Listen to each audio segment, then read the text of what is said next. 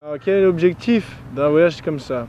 En fait, c'est découvrir une autre partie du monde. On aime bien la culture et le locaux, mais c'est pas toujours évident de rencontrer les gens locaux. Je pense qu'une semaine n'est pas suffisant pour connaître la culture d'un pays. Une semaine, c'est très court, quoi, bien sûr. On n'a pas eu le temps. On a un goût, disons qu'on arrive et tu as comme les goûts, tu vois un peu, tu découvres, mais c'est un aperçu, un clin d'œil.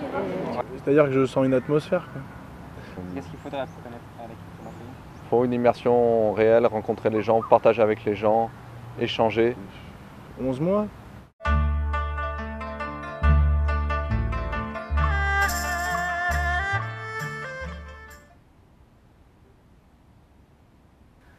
En 2011, environ 15% des Français sont partis à l'étranger.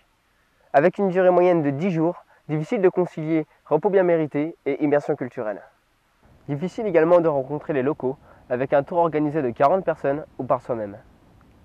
Ces dernières années, une autre façon de voyager a vu le jour, le tourisme solidaire.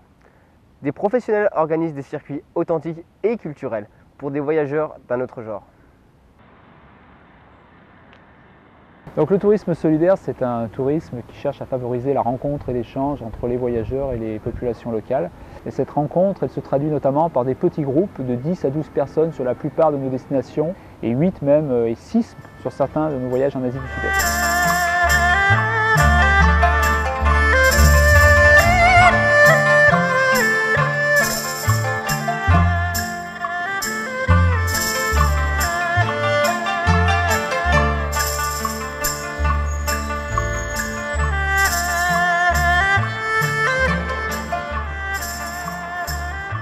Le tourisme est réservé à des populations assez riches, en fait, qui ont un capital à la base. Et cet essor du tourisme solidaire a permis à des personnes qui n'ont pas réellement de capital ni d'expérience dans le domaine du tourisme de recevoir des gens. Et donc on a pensé à un programme pour que la population en fait, puisse s'exprimer. C'est en fait une découverte du pays à travers des tranches de vie. Et cet échange est rendu possible, je dirais, par le guide qui se place comme un pont entre les deux cultures. On lui demande d'être le traducteur.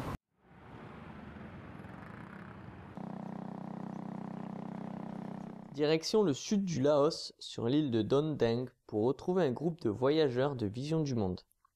Ici, pas d'hôtel 5 étoiles, mais une guest house communautaire gérée par les villageois. Une cuisinière locale y prépare petit déjeuner et dîner. Le passage du groupe de 4 voyageurs, accompagnés de leur guide, aura permis de rapporter 70 € à la caisse villageoise. Cet argent servira par la suite de microcrédit ou de financement pour divers projets.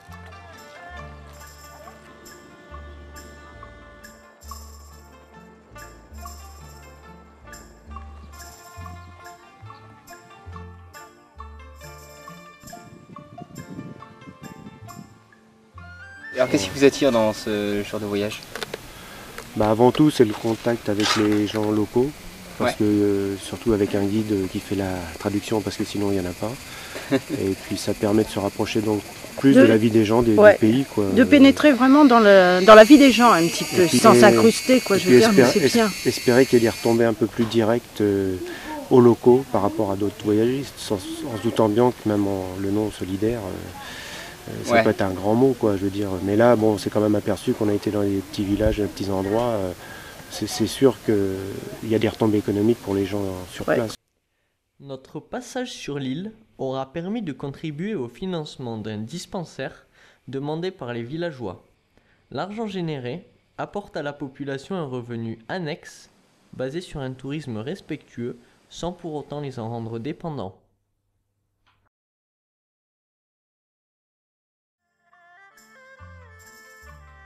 Le réseau routier étant en très mauvais état, il nous faudra bien 3 jours pour rejoindre le nord du Laos où nous attend Robert Rosine, le correspondant local de Vision du Monde. Sur les chemins touristiques, le Laos a des airs d'Europe. Tout le confort est là. Hôtel toute classe, fast-food, restaurants occidentaux, bars et discothèques. À en oublier presque que 80% de la population est rurale et vit seulement de la culture du riz. Ces hommes et ces femmes ne voient pas la couleur du tourisme de masse et ont encore besoin de l'aide humanitaire.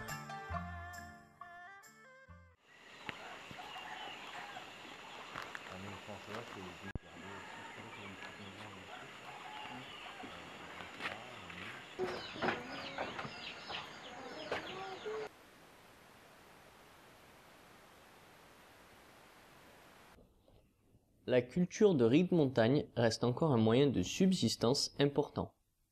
Mais d'ici à 2020, le gouvernement veut interdire cette pratique. À la demande du chef de village, Vision du Monde et la Route des Sens se sont penchés sur la question d'une nouvelle source de revenus pour les habitants. Le projet principal, en fait, c'était un projet d'élevage communautaire. À la base, en fait, le chef du village avait pensé acheter pour chaque famille un couple de porcs, couple porcin, qui coûte 80 €. Et la part villageoise était de 10 €, donc 70 € aussi pour les associations qui ont été demandées aux associations de tourisme solidaire. Et chaque famille, en fait, avait 2 ans jusqu'en 2012 pour réunir le capital, développer en fait l'activité, réunir le capital et le rendre en fait après au niveau du village, pas le rendre aux associations de tourisme solidaire, mais le rendre au niveau du village et ensuite le village s'occupe de faire un autre projet. Okay. ดีใจแล้วไอ้ระเบิดก็ถามนี่ก็เอาทุนนำไอ้ระเบิดมาซื้อ Ça m'accroche ça. เอาเงินทางสมาคมมันมาซื้อหมูตะกี้ก็มีหมู2 โตวแล้วก็มาซื้อตื้มตัวนึงอันมาเพิ่มเติมมันก็เกิดลูกทางนี้แหละแล้วก็แม่ตัวนึงก็อยู่หั่นแล้วก็เกิดลูกแล้วไข่ได้ไข่เทื่อนึง3 ตัวนี่ก็ดีแล้ว 2 ans après le début du projet, la plupart des familles ont réussi à faire fructifier leur capital et le rembourser au village. Grâce à l'argent collecté, des projets sont en cours de réflexion, notamment la mise en place d'une banque de riz.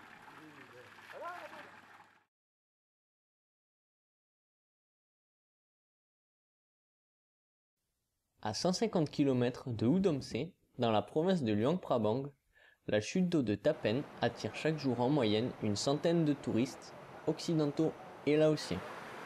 Cependant, pour le village au pied de la cascade, les retombées économiques ont été inégalement réparties.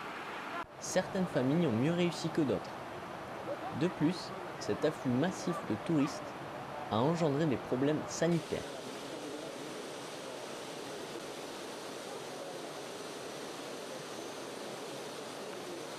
Và tắc kỳ là cái cháu sai năm chú huế và điều này cái cháu bớt lên thiêu là khi khẹo mà lại là âm nằm là mình uế là cái cháu là bị ao nằm thường tạm thì là nằm uế đây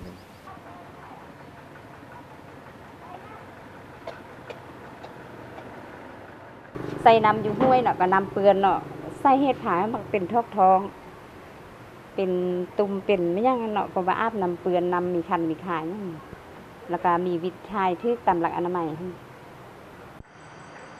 Mais en 2000, ça devait être en 2005 ou 2006, il y avait déjà eu une première levée de fonds par les familles du village. Chacun pouvait mettre 30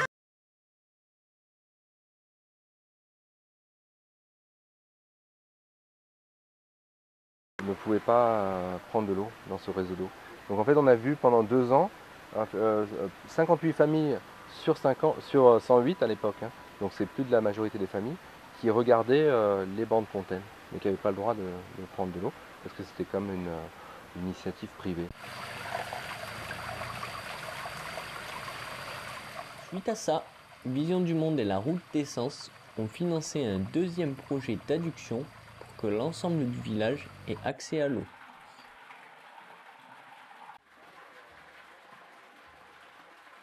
Ghép เงินเป็นครอบครัวแบบผู้ใช้น้ำมี45 ครอบครัวครอบครัวละ3กิบแล้วแบ่งเอาข้างหันเดือนนึงหัน20,000 กิบ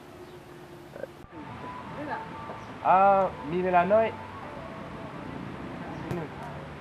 Les gens progressivement, comme ici ils ont un peu plus d'argent que dans les zones très reculées de la campagne, ils ont commencé à acheter des triplettes en fait, de PVC et à se connecter au réseau.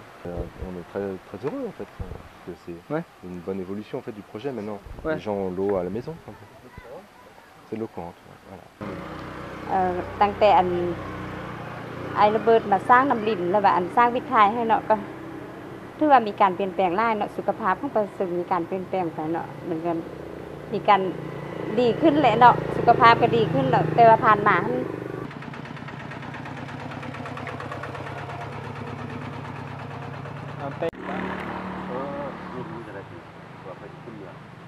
Donc c'est un projet qui a coûté 5 500 € pour la construction et 500 € pour les équipements.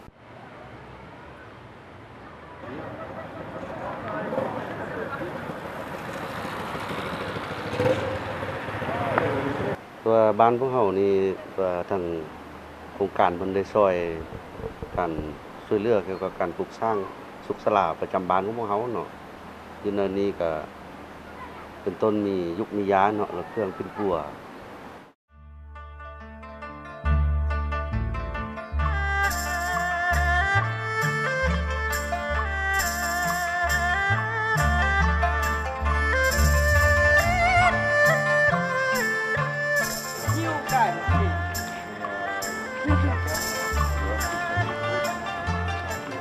Ce qui fait la richesse d'un pays, ce n'est pas tant ses plages ou ses temples, c'est surtout ses habitants.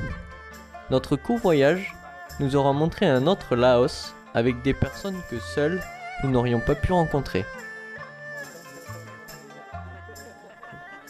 Avec une intégration des villageois aussi bien au niveau des projets que des voyages, Vision du Monde donne la parole aux locaux et favorise l'échange avec les touristes. Une nouvelle manière de voyager au cœur du pays.